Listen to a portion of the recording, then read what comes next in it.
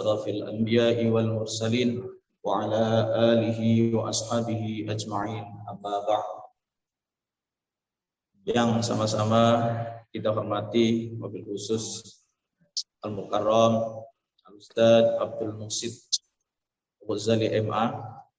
Alhamdulillah sudah hadir di tengah-tengah kita dengan melalui Zoom meeting.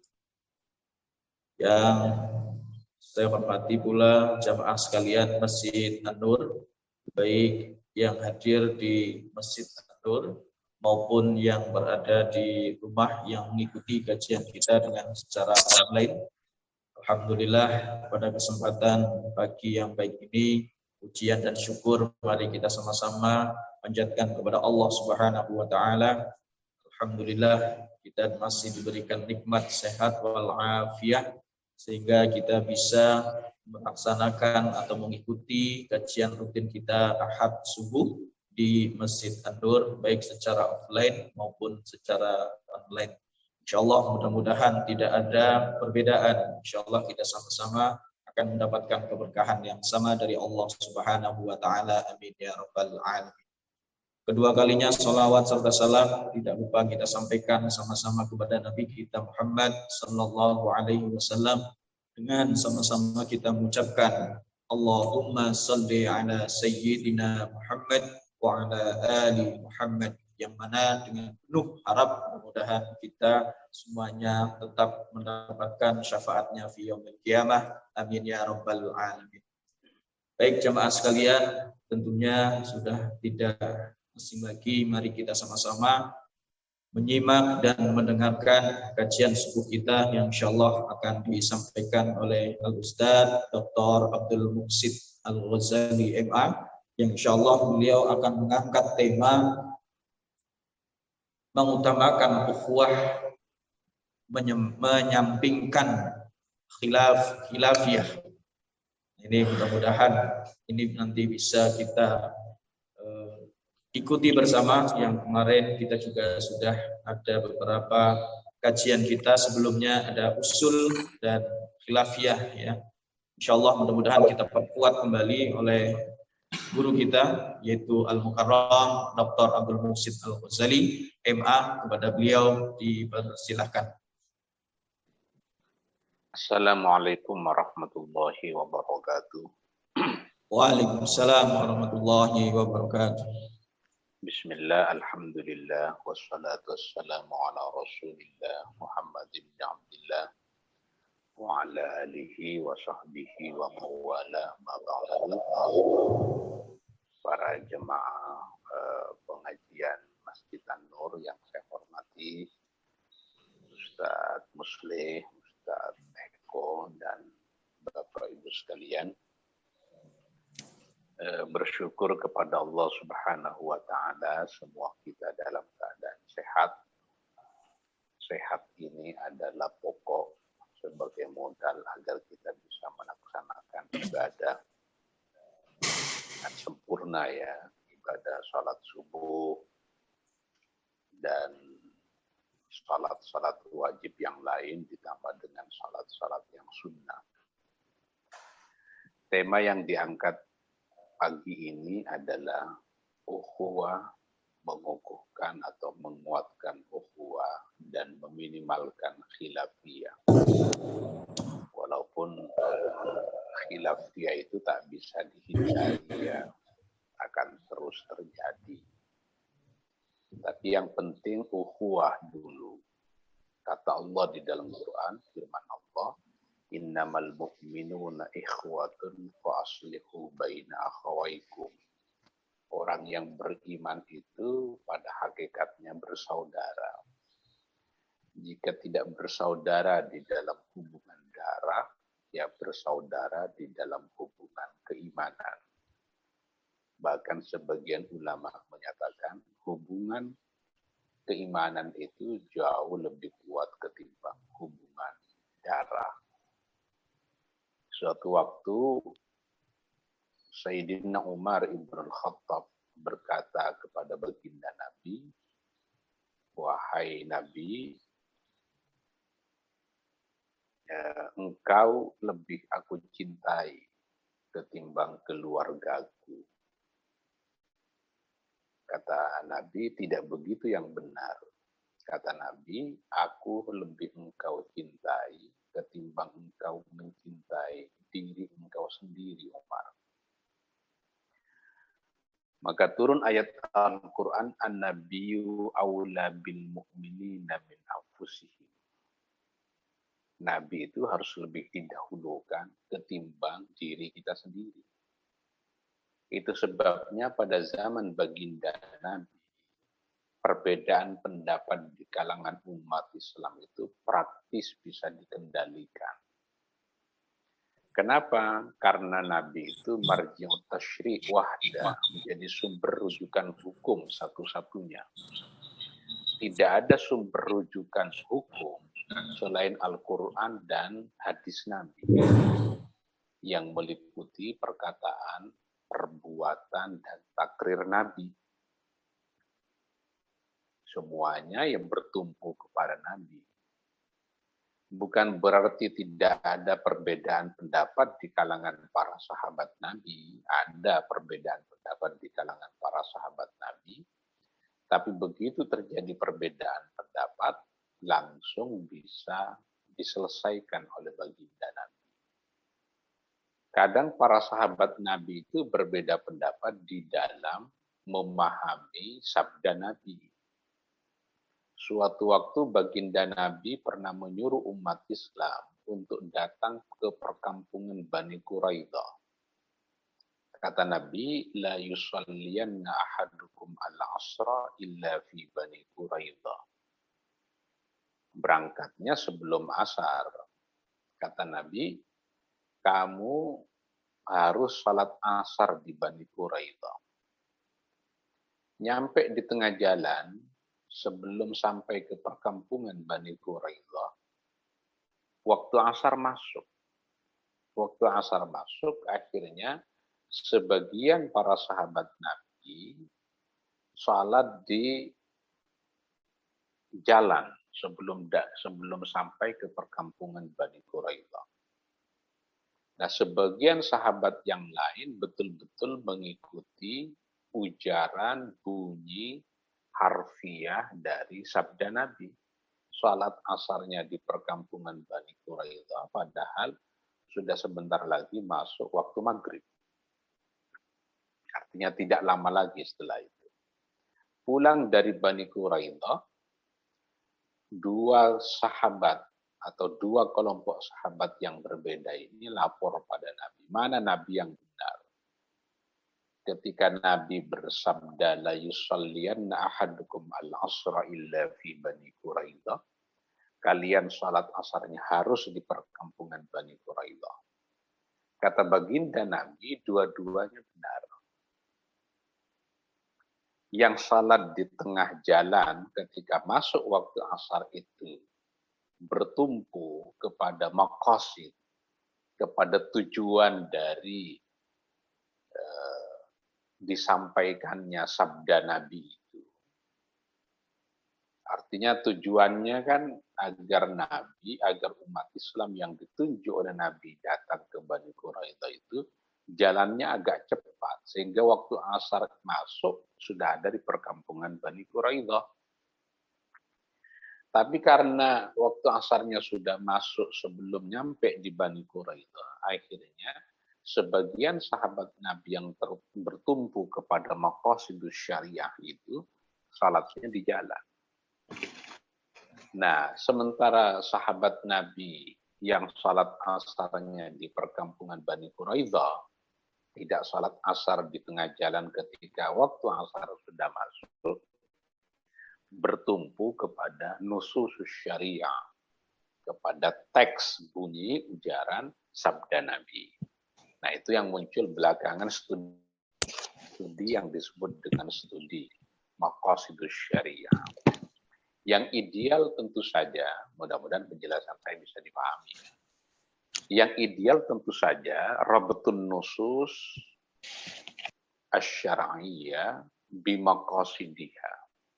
Mengaitkan bunyi ujaran teks baik Quran ataupun hadis bimaqasidiha dengan tujuannya. Dengan tujuannya. Dia Bisa didengar nggak suara saya? Dengan baik? Bisa Ustaz. Bisa difahami dengan baik? Dipahami, lanjut. Oke. Jadi perselisihan pendapat pada zaman Nabi itu terjadi. Tapi begitu para sahabat Nabi berselisih, mudah diatasi karena Nabi itu marji'ut tasyri' wahda, sumber hukum satu-satunya. Nabi sebagai mufassir tunggal terhadap Quran. Nabi sebagai mubayyin tunggal yang menjelaskan Quran itu ya baginda Nabi. Tapi sepeninggal Nabi, perselisihan di kalangan para sahabat itu betul-betul melahirkan banyak versi. Misalnya perselisihan antara Abu Bakar As-Siddiq dengan Umar bin Khattab. Itu sering berselisih.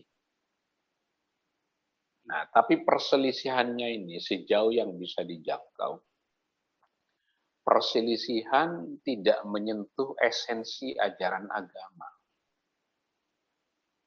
Tidak memperselisihkan mengenai wajibnya salat 5 waktu. Tidak ada perselisihan dari zaman dulu sampai sekarang, tidak ada perselisihan di kalangan para ulama. Perselisihan mengenai wajibnya salat 5 waktu, tidak ada. Perselisihan mengenai wajibnya zakat, wajibnya haji bagi yang mampu. Itu nggak ada perselisihan di kalangan para ulama. Wajibnya berpuasa Ramadan. Tidak ada perselisihan di kalangan para ulama. Tapi nanti perselisihan terjadi di dalam dua. Setelah Nabi sekian lama meninggal, wafat, apalagi kita yang hidup hari ini, perselisihan terjadi menyangkut dua hal. Pertama adalah perselisihan di dalam memahami dalil.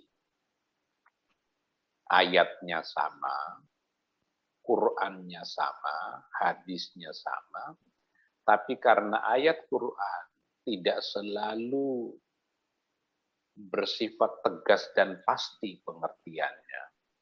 Sebagian ayat-ayat Al-Quran mengandung teks yang ambigu, multitafsir.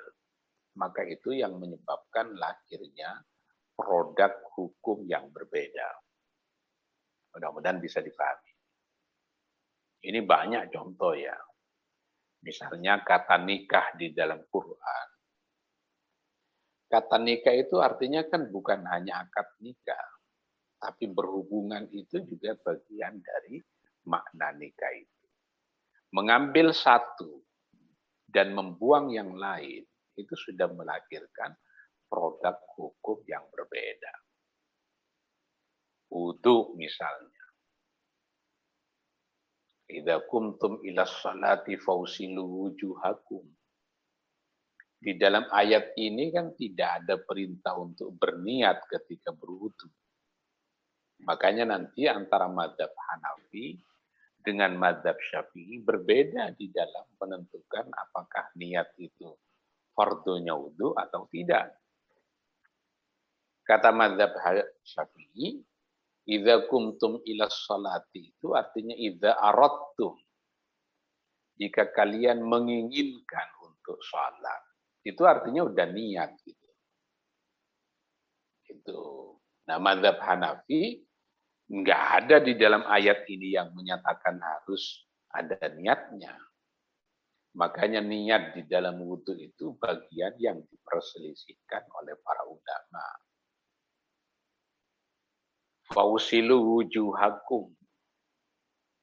Basuhlah wajah-wajah kalian. Nanti ulama berselisih batas wajah yang harus dibasuh itu di mana. Syafi'i, Maliki, Hanbali, Hanafi berbeda menyangkut batas wajah. Ini pentilnya telinga ini bagian dari wajah atau tidak? Pelipis yang dekat dengan telinga ini bagian dari wajah atau tidak? Makanya nanti jangan kaget kalau ketemu ulama-ulama Maliki, kalau mengusap wajah itu tidak sampai ke bagian belakang ya. Karena wajah itu apa yang terlihat ketika kita bicara. Nah, ini kan nggak terlihat, yang sebelah sini ini nggak kelihatan. Tapi mazhab Syafi'i membuat definisi wajah secara lebih lebar. Jadi bahwa membasuh wajah ketika berwudu itu disepakati oleh para ulama. Yang diperselisihkan adalah batas wajah. Fausilu wujuhakum wa aydiyakum ilal marafiqi. Basuhlah tanganmu sampai siku. Kalau artinya basuhlah tanganmu sampai siku, sikunya dibasuh atau tidak? Nah, muncul perselisihan. Saya bilang sama Ustadz Eko, makanlah ikan ini sampai kepalanya. Nah, kira-kira kepalanya dimakan atau tidak? Itu perselisihan menyangkut kata ila. Sampai itu apa maksudnya? Ini biar sedikit-sedikit juga mengerti ya jamaah pengajian bahwa ada bagian-bagian yang memang sampai kiamat ya tetap akan diperselisihkan oleh para ulama. Karena teks Quran sendiri mengandung teks yang ambigu. Wa aidiakum ilal marafiqi, sikunya dibasuh atau tidak. Ada yang menyatakan dibasuh. Itu nanti apakah ila bimakna hatta atau ila bimakna illa, itu bisa berbeda-beda para ulama. Wamsahu biru'usikum, usaplah kepalanya. Ini bak pada lafaz biru'usikum itu diperselisihkan. Ada ulama yang menyatakan baknya itu tambahan saja. Yang benar adalah usaplah seluruh kepala. Makanya mazhab Maliki menyatakan yang diusap itu seluruh kepala. Ya, karena baknya itu tambahan saja, sisipan, tidak punya makna.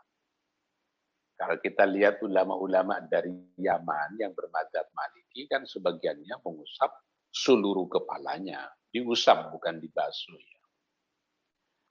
Tapi mazhab Syafi'i menyatakan walau sya'ratan wahidah, sekalipun satu helai rambut, itu sudah cukup mengusap kepala. Karena baknya di situ bermakna litaba'id, sebagian. Sebagian kepala itu satu helai rambut cukup. Nah, ini perselisihan. Mazhab Hanafi menyatakan ya 1/4 kepala maksudnya. Wamsahu biru'usikum. Nyampe ke arjulakum diperselisihkan lagi menyangkut wawunya. Ini kaki ini dibasuh atau diusap? Kalau ikut wamsahu biru'usikum, usaplah kepalamu. Ulama yang lain menyatakan wa arjulikum, dan kakimu. Makanya sebagian ulama mengartikan mengusap kaki. Beda antara mengusap dengan membasuh. Kalau membasuh itu air harus mengalir. Kalau mengusap, air tidak harus mengalir. Ini saya memberi contoh, satu ayat yang sama, ketika difahami oleh ulama yang berbeda, bisa melahirkan produk hukum yang berbeda. Karena teksnya termasuk teks yang ambigu, multitafsir, diperselisihkan oleh para ulama. Jadi perbedaan pendapat yang pertama disebabkan perbedaan di dalam memahami dalil. Yang kedua, perbedaan pendapat di kalangan para ulama itu berbeda di dalam menerapkan dalil. Para sahabat Nabi tidak ada perselisihan bahwa orang yang mencuri itu saat itu hukumannya hukum potong tangan. Tapi di dalam menerapkan hukum potong tangan bisa berbeda-beda.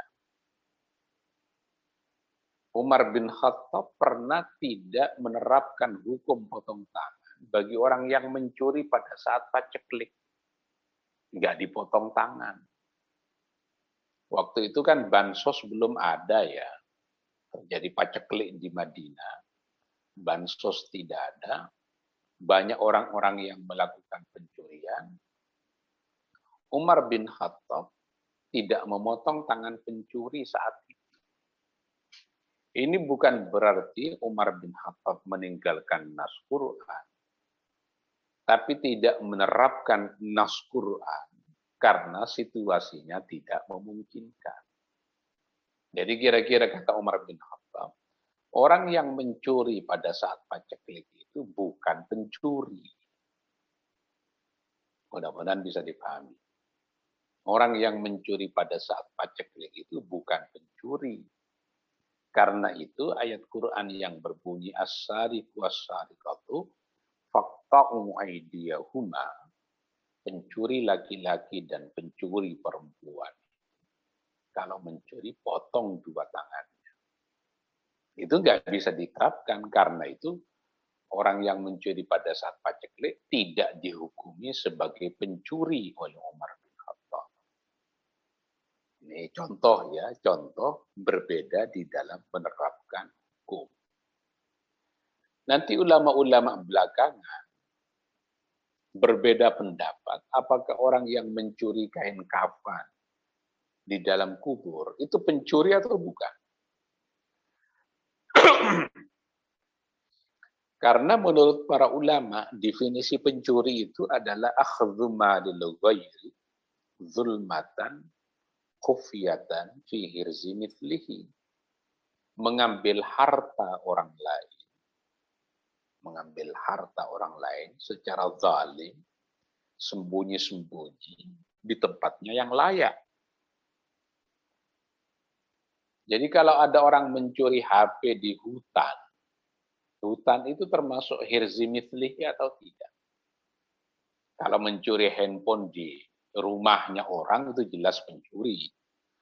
Tapi kalau sepi di pantai, nggak ada orang lain, ada handphone ketinggalan, lalu diambil oleh orang seseorang, itu pencuri atau bukan?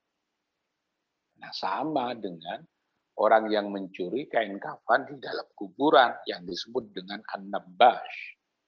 Itu pencuri atau bukan? Itu contoh berbeda di dalam menerapkan hukum.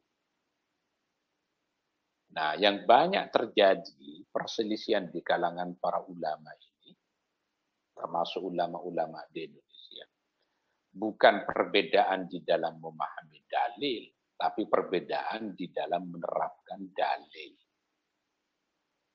Ustadz Abu Bakar Ba'asyir misalnya, dan kelompok-kelompoknya, menyatakan Indonesia ini darul harb, daerah perang.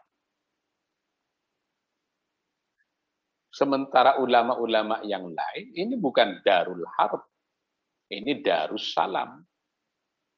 Kenapa disebut sebagai darussalam? Ini negeri yang islami, sekalipun bukan negara Islam. Karena di negeri ini tidak ada larangan orang untuk sholat. Bebas semua melaksanakan sholat. Bahkan pemerintah terlibat di dalam menentukan kapan kita puasa Ramadan, kapan mengakhirinya. Memfasilitasi pemberangkatan jemaah haji.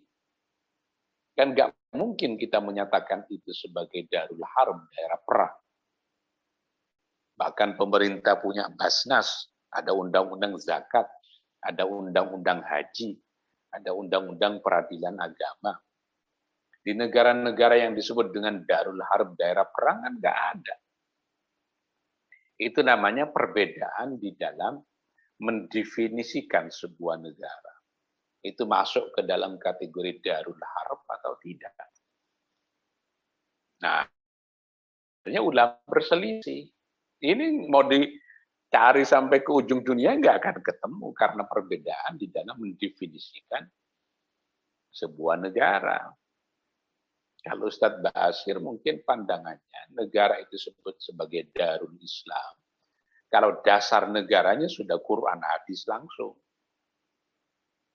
itu ngambil definisi yang lebih ketat ya. Di dalam kitab Al-Mizanul Kubra, ulama itu selalu terbagi dua. Ada kelompok tasydid yang ketat, ada kelompok takhfif yang lebih longgar. Itu beda-beda, ya, berbeda-beda. Jadi dua ini perbedaan di dalam memahami dalil. Yang kedua, perbedaan di dalam menggunakan dalil. Riba itu haram. Tidak ada perselisihan di kalangan para ulama. Tapi apakah bunga bank itu riba? Potensial diperselisihkan para ulama. Tidak boleh menggunakan barang-barang najis. Misalnya. Apalagi memakan barang najis, nggak boleh. Tapi divaksin dengan AstraZeneca yang di dalam proses produksinya, sempat ada unsur yang bersentuhan dengan barang najis, itu boleh atau tidak? Dan sampai ke ujung dunia pasti diperselisihkan oleh para ulama. Ada yang menyatakan ya tidak boleh, ada yang menyatakan boleh. Main game online misalnya. Ini pasti diperselisihkan oleh para ulama. Ini biar mengerti ya, mana yang diperselisihkan, mana yang tidak diperselisihkan. Bahwa perempuan wajib menutup aurat, nggak ada perselisihan di kalangan para ulama. Yang diperselisihkan adalah di mana batas aurat. Itu diperselisihkan. Tapi sekalipun diperselisihkan mengenai batas aurat perempuan, kan tidak ada ulama yang berkata perut perempuan tidak menjadi bagian dari aurat. Nggak ada. Mau lintas mazhab manapun, yang nggak ada. Semuanya menyatakan itu bagian dari aurat. Yang diperselisihkan, kaki sampai separuh betis itu aurat atau bukan. Makanya kalau kita berangkat haji atau umrah itu, sekaligus kita menyaksikan keragaman pandangan para ulama mengenai tata cara sholat. Kan kita menyaksikan tata cara wudhu, tawafnya juga punya wudhu atau gimana nanti kalau di tengah tawaf itu batal wudhunya misalnya. Itu kita menyaksikan. Jadi Masjidil Haram itu kalau lagi umrah atau haji, itu seperti kita menyaksikan etalase keragaman pandangan para ulama yang bisa berbeda aplikasinya di tengah umat Islam. Di tengah umat Islam. Nabi itu tidak selalu sholat duha. Kadang sholat duha, kadang tidak sholat duha. Tapi bukan berarti kalau Nabi tidak sholat duha, lalu sholat duha menjadi tidak sunnah. Sunnah tetap sholat duha. Lalu muncul pertanyaan, kalau orang mulazamah sholat duha, boleh nggak? Setiap hari sholat duha. Padahal Nabi tidak setiap hari sholat duha. Boleh atau tidak? Ya boleh. Boleh mulazamah itu. Ini menyangkut hal-hal yang dilakukan oleh baginda Nabi juga bisa menimbulkan perselisihan di kalangan umat Islam. Tapi kata di dalam kitab Hasyiatul Attar, kata At-Taftazani, annal ikhtilaf la yamassu lubbal aqidah. Perselisihan di kalangan umat Islam itu tidak menyentuh esensi ajaran agama. Itu menyangkut furu'iyah, partikular. Bukan yang pokok. Makanya makin alim seseorang, itu makin toleran. Karena yang tahu bukan hanya itu. Yang tidak kunut misalnya. Taunya hanya dalil yang tidak kunut. Yang kunut taunya hanya dalil yang kunut. Tapi orang yang sudah alim menjadi mengerti apa dalil kunut, apa dalil tidak kunut. Yang tidak diperselisihkan kan mengenai wajibnya sholat subuh. Tapi apakah kunut itu sunnat abad atau tidak? Ya sampai kapanpun dia tetap diperselisihkan oleh para ulama. Makanya lebih baik mengukuhkan ukhuwah dan menyadari mengenai khilafiyah. Nah, ustadz-ustadz yang datang dari luar Masjid An-Nur itu, yang menyesuaikan saja dengan tradisi yang ada di An-Nur. Kalau An-Nur itu sudah kunut, ya ustadz datang ke situ yang tidak kunut, ikut kunut aja. Itu namanya menguatkan ukhuwah. Kalau Masjid An-Nur sudah menerapkan mazhab Syafi'i, ustadz yang datang dari luar yang bermadzhab Hanbali, ya jangan membawa tradisi baru ke situ. Nanti bisa melahirkan perselisihan di tengah umat. Karena yang dilakukan oleh Masjid An-Nur itu tidak salah, kan begitu. Ada imam yang bertanggung jawab. Gitu. Karena mengedukasi umat mengerti mazhab Hanbali, Syafi'i, Hanafi, Maliki, itu kan butuh ratusan SKS untuk mengerti itu. Tidak seluruh orang punya waktu untuk belajar yang seperti itu. Sekian puluh tahun kerja di Pertamina itu. Menjelang usia sudah sepuh, pensiun, baru istiqomah berjamaah di An-Nur. Ujuk-ujuk datang orang luar gitu. Makanya kalau saya datang ke sebuah masjid, saya tidak pernah jadi imam. Maksimal ya khatib itu. Karena biasanya imam-imam yang disebut dengan imam ratib, ya, imam yang menjaga waktu. Setiap 5 waktu itu sholat. Itu sudah punya tata cara apa yang dilakukan sebelum sholat, apa yang dilakukan setelah sholat. Wiridnya apa yang dibaca. Itu bahkan ada jamaah-jamaah yang sudah mulazamah pada shaf yang pertama.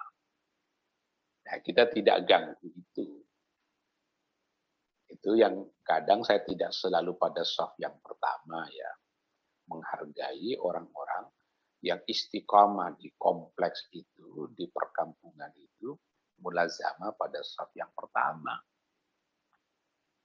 Kadang ada yang baru datang, langsung 10 orang ngambil shaf yang pertama. Nah, kita menghargai yang sudah ada di situ. Itu bagian dari tata cara kita lebih menguatkan ukhuwah dan meminimalkan dampak buruk yang ditimbulkan oleh khilafiyah. Saya kira itu sebagai pengantar diskusi. Sudah hampir 1 jam ternyata.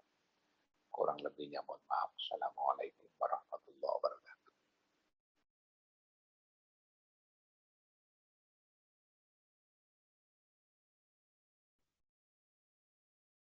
Eko.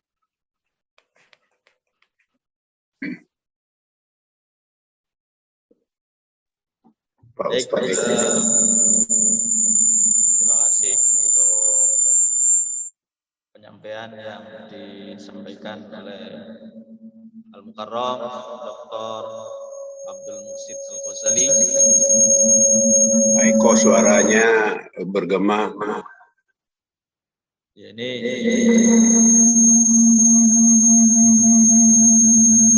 sebentar.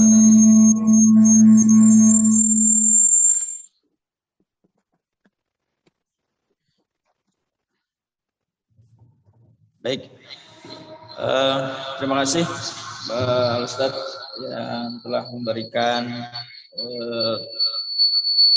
materi pada kesempatan pagi yang baik ini. Bisa didengar ya? Ya, bisa. Ya, ini tadi ada salon dari LCD, jadi agak kena jamaah cukup lumayan. Alhamdulillah sudah disampaikan terkait tentang mengutamakan ukhuwah dan menyampingkan khilafiyah gitu ya. Sebenarnya tema yang bagus sekali. Sebenarnya jamaah tadi banyak menunggu di sini Pak Ustadz karena mengharapkan hadir ya, karena jamaah Masjid An-Nur ini kayaknya tadi udah beberapa jamaah yang menginginkan kalau bisa kajian subuh itu dihadirkan gitu. Tapi ini mudah-mudahan menjadi pertimbangan ya buat pengurus, saya kira tentunya Ketua Pak Haji Muslih. Begitu ya tadi ya. Iya, alhamdulillah. Di sini masih setia jamaah mengikuti kajian. Ini cukup lumayan. Bahkan yang ingin bertanya juga ada ya. Itu satu, mengharapkan untuk ke depan kalau bisa dihadirkan kembali kajian. Karena yaitu harapan dari jamaah yang sudah hadir di Masjid An-Nur tentunya. Baik, selanjutnya ini ada chat yang bertanya ya terkait tentang materi kita pada kesempatan kali ini. Ini dari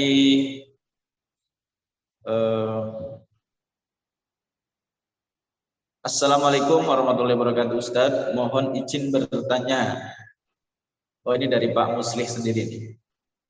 Bagaimana cara mengaplikasikan ikhtilafi ummati rahmat di dalam masyarakat saat ini yang seakan-akan terkotak-kotak di masalah furu'iyah, bahkan di beberapa komunitas sampai meruncing.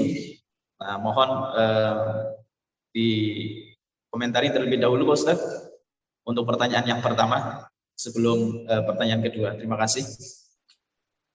Iya, oke. Pertanyaan pertama dari Ustadz Muslih ya. Ada kitab judulnya Rahmatul Ummah fi Ikhtilafil A'immah. Itu yang saya sebut tadi. Salah satunya ada di dalam kitab Al-Mizan Al-Kubra. Jadi perselisihan pendapat di kalangan para ulama ini mestinya indah ya.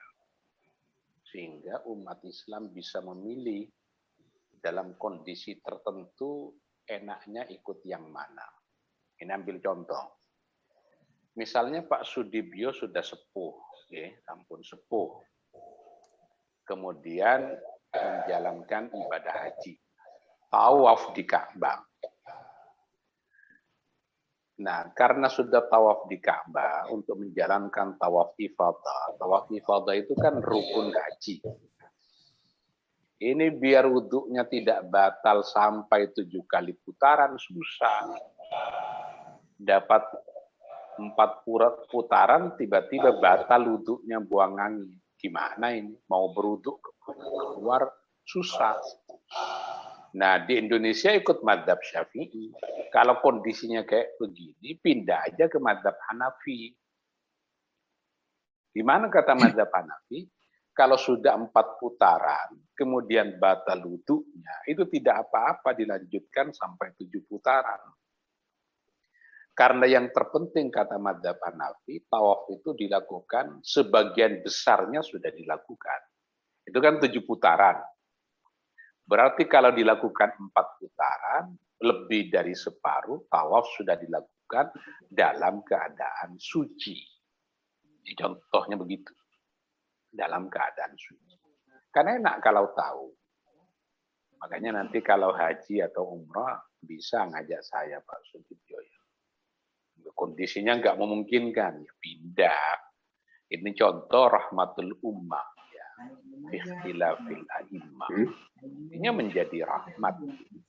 Menjadi rahmat. Bukan lalu menjadi laknat. Itu memudahkan dalam kondisi-kondisi tertentu. Pak Sudibyo di dalam sholatnya, zakatnya, hajinya, ikut madzhab Syafi'i. Di dalam jual beli ikut enggak? Susah kalau kita ikut madzhab Syafi'i.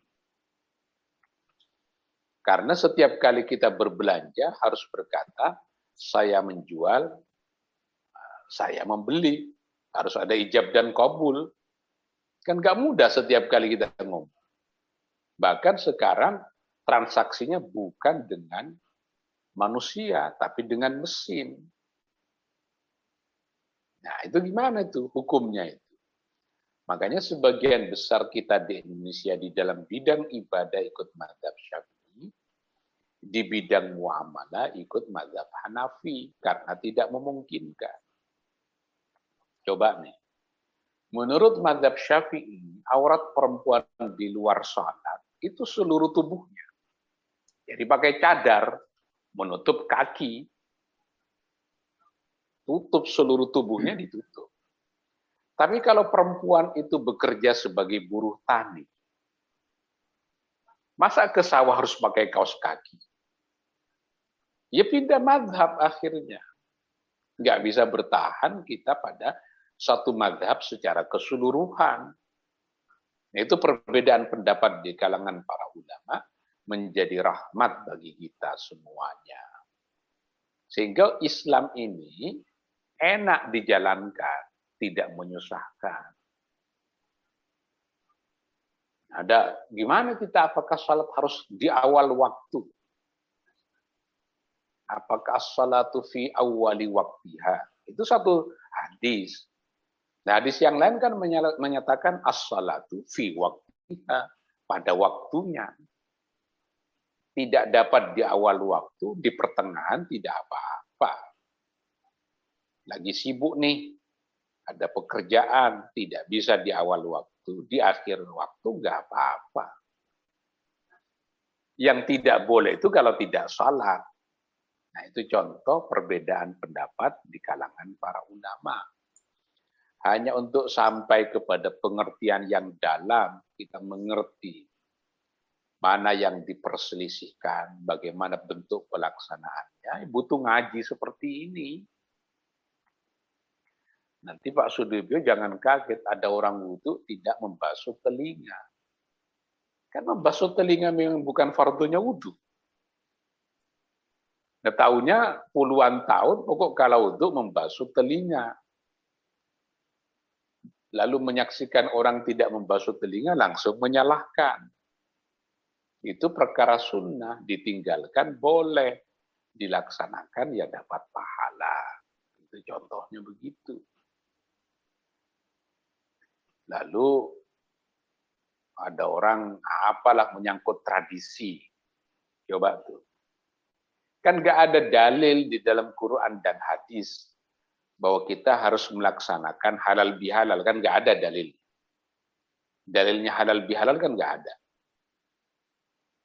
Yang ada itu dalilnya silaturahmi sesama umat Islam, itu yang ada dalilnya.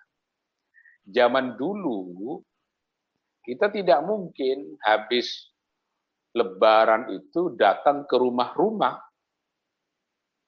Datang minta maaf, bertamu. Nah, ulama-ulama Indonesia zaman dulu akhirnya melaksanakan acara halal bihalal. Kumpul aja di dalam satu lokasi, saling maaf memaafkan di situ, silaturahmi. Jadi halal bihalalnya itu bukan sunnah. Yang diperintahkan oleh syariat adalah silaturahmi. Jadi kalau kita niati silaturahmi dapat pahala. Apalagi dilanjutkan dengan saling meminta maaf. Itu syariat itu. Ada nggak dalil untuk acara maulid Nabi? Nggak ada dalilnya. Yang ada dalilnya itu adalah perintah untuk bersalawat kepada baginda Nabi. Perintah untuk mengaji. Dan ngumpulin orang-orang yang bekerja di sawah, bekerja ini itu, tidak ada yang membimbing. Akhirnya ulama-ulama di kita ini, zaman dulu kan jarang orang sekolahnya punya Belanda, punya penjajah kan. Zaman Pak Sudibyo kan sekolahnya punya penjajah yang banyak. Makanya pesantren itu adanya di kampung-kampung. Ini gimana caranya membimbing umat Islam ini? Sekolah sudah tidak memungkinkan karena mereka bekerja. mereka tidak bisa mengetahui ajaran Islam karena tidak punya waktu untuk sekolah, akhirnya para ulama ngadain acara-acara begitu.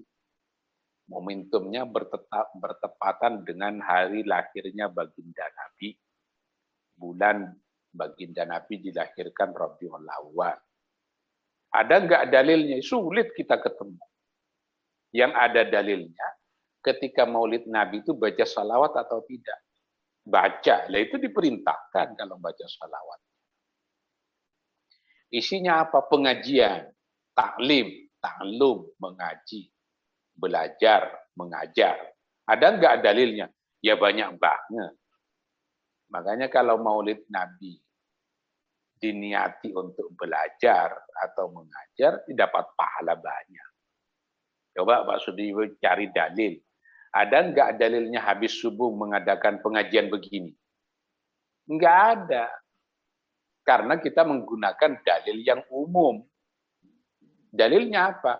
Perintah untuk mengajar, perintah untuk belajar. Jangan acara begini dibid'ahkan. Masjid An-Nur mengadakan pengajian subuh setiap hari. Dicari dalilnya, nggak ketemu, lalu bid'ah. Yang nggak begitu cara berpikirnya. Yang diperintahkan itu adalah belajar dan mengajar. Nah, kita mengikuti perintah yang umum. Perintah yang umum apa? Belajar dan mengajar. Waktunya kapan? Menyesuaikan. Karena tak mungkin Pak Sudibyo ini kuliah lagi, ngambil fakultas syariah, fakultas usuluddin, kan nggak mungkin. Akhirnya Ustadz Musleh, udahlah yang sepuh-sepuh ini, sudah pensiun ini, kita bikinkan pengajian habis subuh, habis sholat berjamaah, lalu ngaji. Jangan dicari dalilnya, sulit ketemu. Dalilnya adalah dalil yang umum, perintah untuk mengaji itu. Belajar dan mengajar, taklim dan ta'allum itu. Kata Nabi, carilah ilmu itu dari ayunan ibu sampai kepada masuk liang lahat. Ya, kita pakai dalil yang itu. Mencari ilmu itu wajib bagi setiap orang muslim. Tidak dibedakan apakah masih muda atau sudah tua. Nggak ada itu perbedaan. Saya kan tidak mungkin Pak Sudibyo kuliah di UIN ngambil 164 SKS. Prodi ilmu Al-Quran dan tafsir, kan tidak mungkin. Makanya berterima kasih sama Ustadz Musleh. Ustadz Eko diadakan pengajian begini. Ini bukan bid'ah ngaji habis subuh ini. Apalagi sebelum ngaji, baca salawat dulu.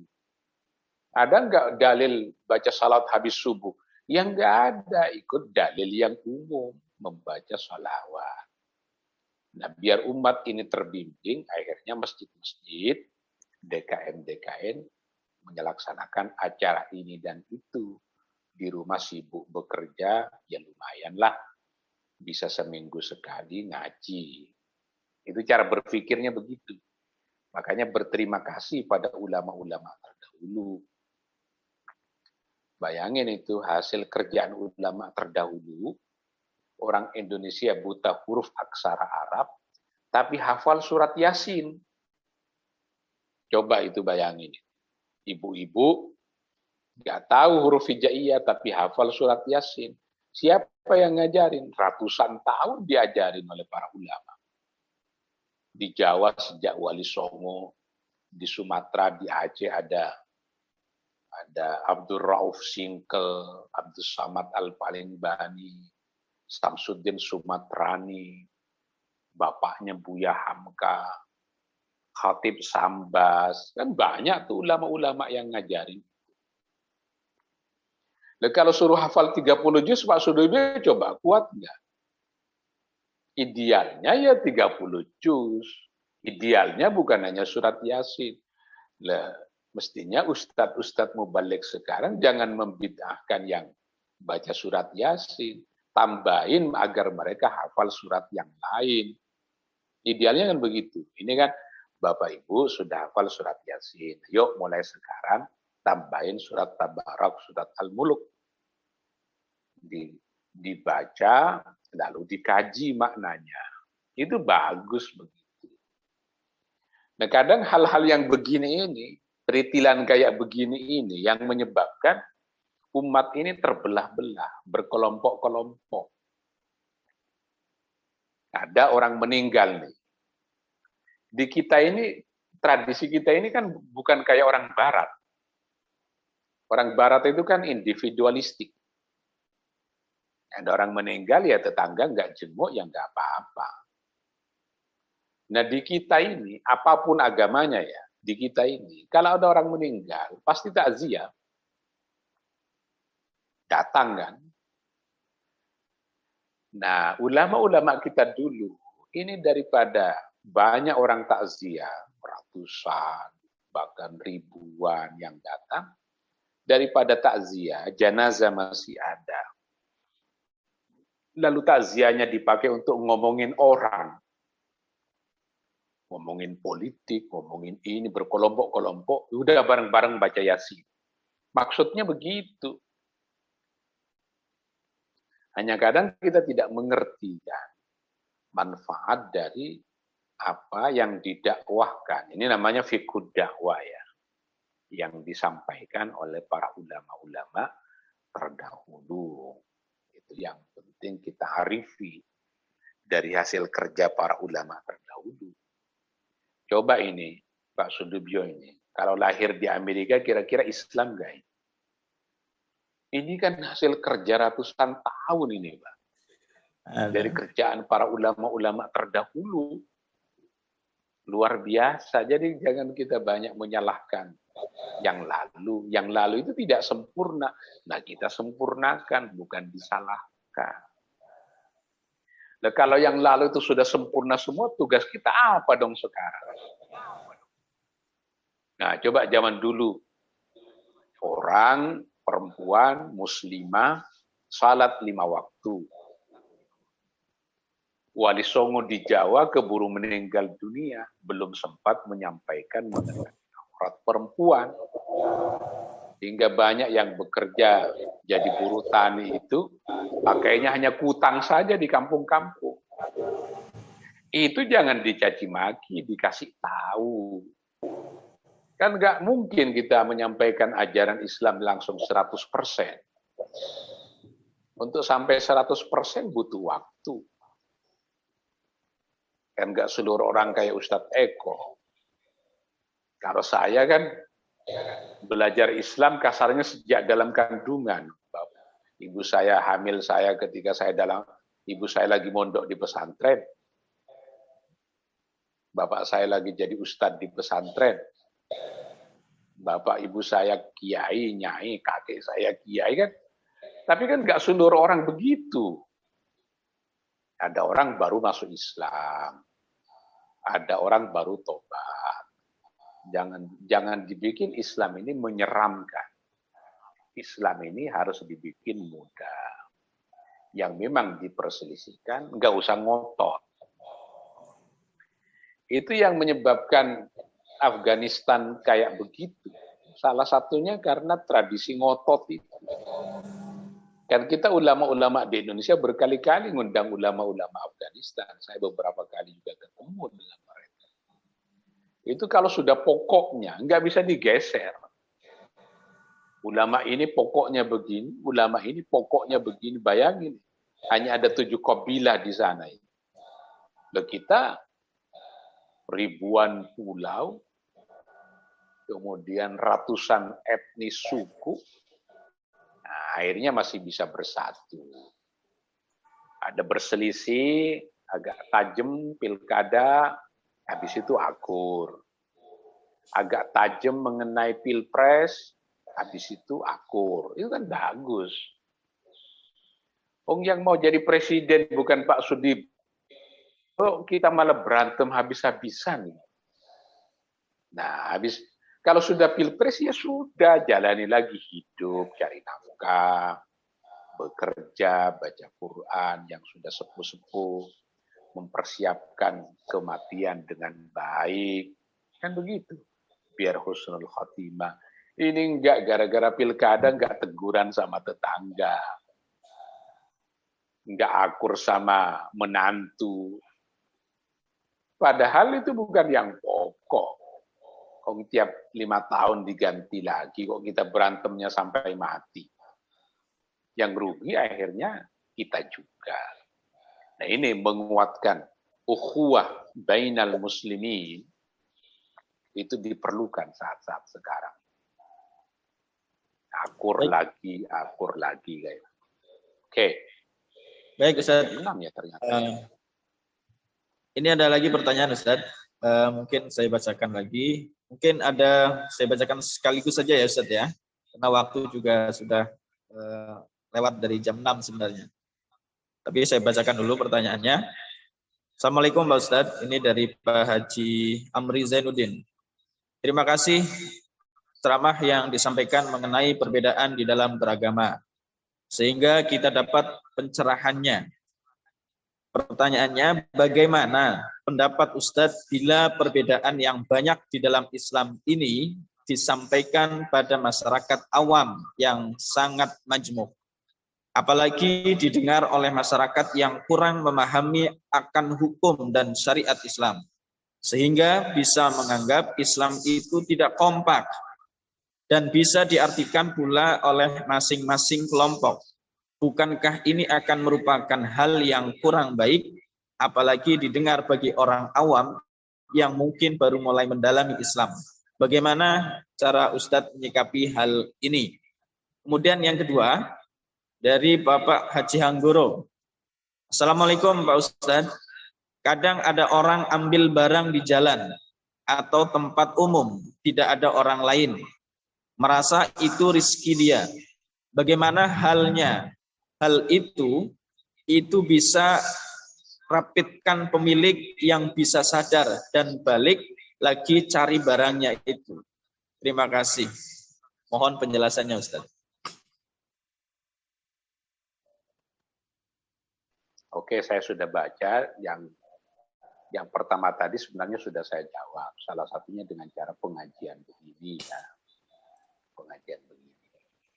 Nah, yang kedua mengenai tadi barang yang di tengah jalan. Yang saya contohkan tadi kan zaman dulu ya. Zaman sekarang kan nggak bisa begitu. Tinggal kita umumkan ada barang ketinggalan di sini. Jangankan itu ya. Zaman dulu kata Nabi, man ahya ardhan fahiya lahu. Barang siapa yang menghidupkan sebidang tanah, maka tanah itu menjadi miliknya. Coba zamannya Pak Sudibyo zaman dulu tuh.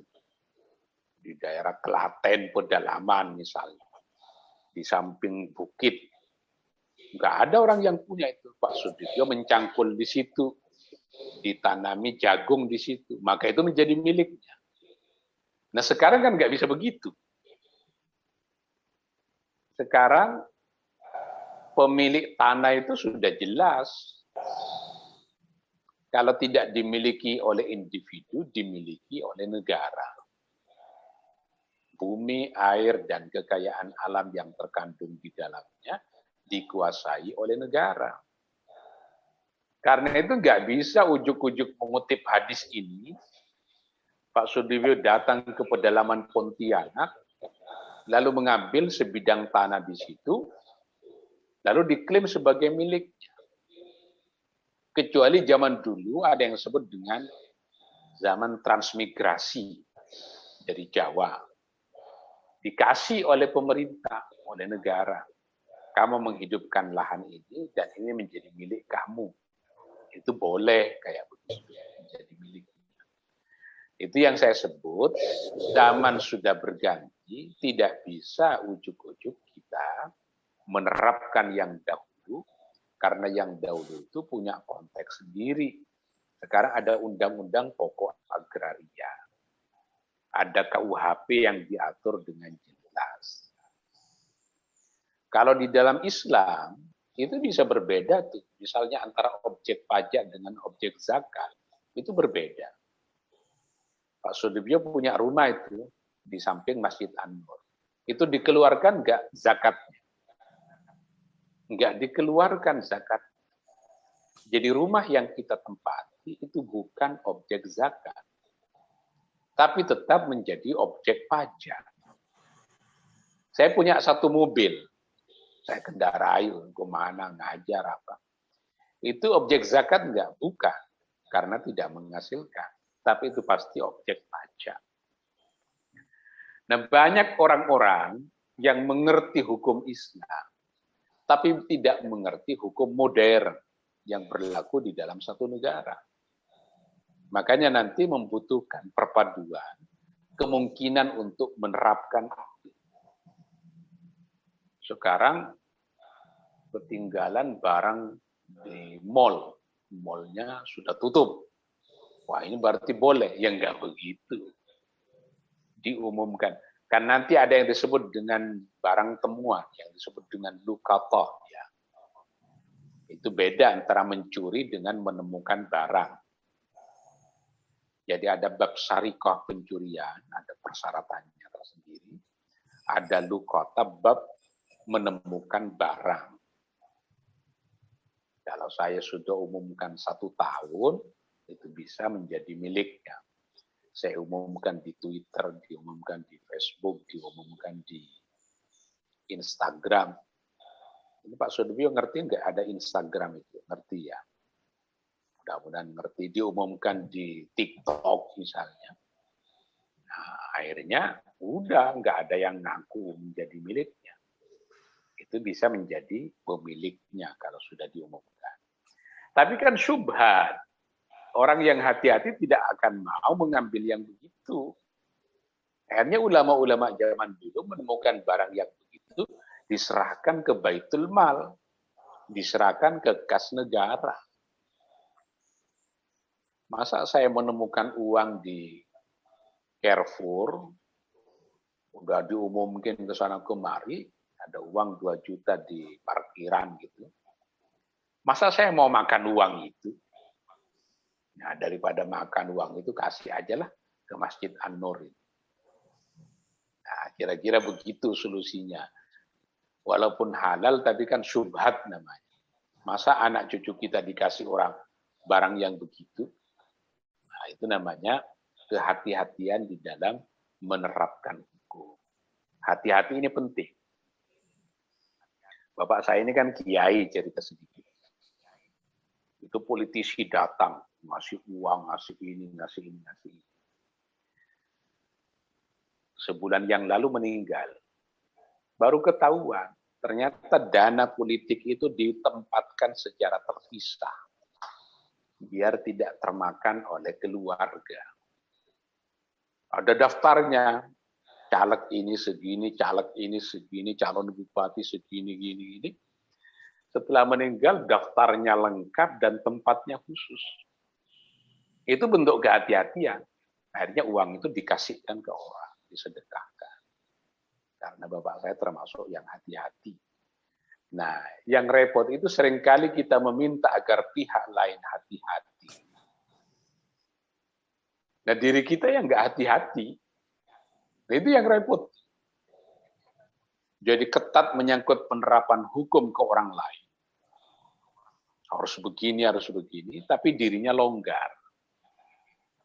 Itu ditegur oleh Quran, atamuruna an-nasa bil birri wa tansawna anfusakum. Engkau menyuruh orang lain berbuat baik, tapi kalian lupa menyuruh berbuat baik buat diri kalian sendiri. Itu tidak benar yang begitu, kata Quran. Kata para ulama seperti jarum namanya. Menjahit baju orang lain, tapi dirinya telanjang. Yang jarum itu namanya. Semua baju orang lain dijahit. Nah, tapi dirinya telanjang. Jarum nggak pernah pakai baju. Yang pakai baju kan orang lain. Kita jangan sampai seperti jarum. Menyuruh orang lain pakai baju, dirinya telanjang. Saya kira itu. Terima kasih. Assalamualaikum warahmatullahi wabarakatuh. Waalaikumsalam warahmatullahi wabarakatuh. Terima kasih Ustaz. Alhamdulillah sudah dijelaskan terkait tentang pertanyaan-pertanyaan dari jamaah sekalian. Karena memang waktunya sudah lewat 1/4 jam ya. Alhamdulillah. Ini ada beberapa pertanyaan Ustadz, tapi memang waktu kita sudah terbatas. Mohon maaf bagi penanya jika belum bisa sempat dijawab dalam kajian pagi hari ini. Insya Allah bisa disampaikan di lain waktu. Sebelum ditutup, saya minta Ustadz untuk kalimat penutup singkat sedikit. Terima kasih Ustadz untuk disampaikan kalimat penutupnya. Ya, terima kasih atas undangan ini. Mudah-mudahan semuanya sehat.